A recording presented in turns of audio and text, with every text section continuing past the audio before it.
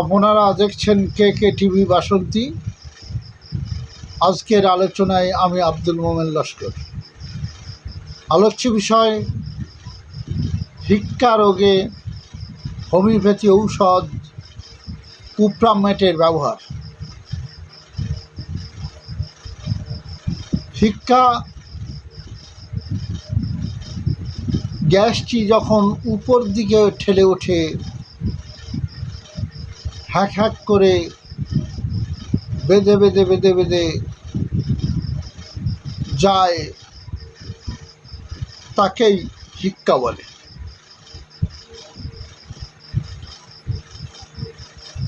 কুপ্রামেট ব্যবহার হয়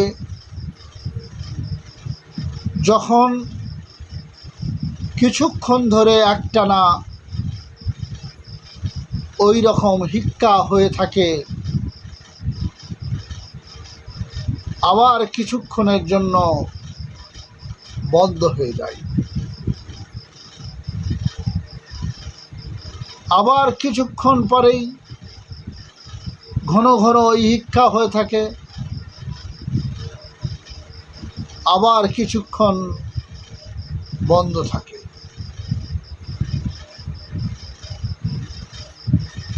এইভাবে চলতেই থাকে।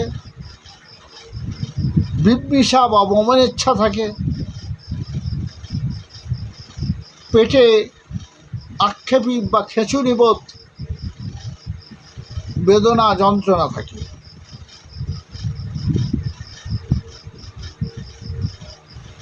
ঠান্ডা পানীয় জল পান করলে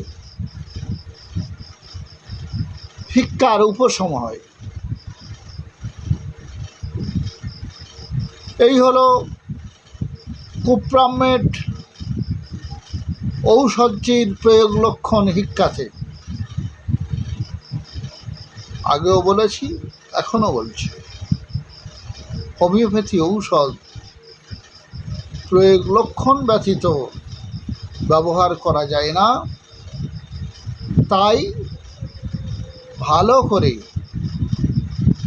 বারবার করে প্রয়োগ লক্ষণগুলো এমনভাবে শুনতে থাকেন যেন হৃদয়ঙ্গম হয়ে যায়, মুখস্থ হয়ে যায়।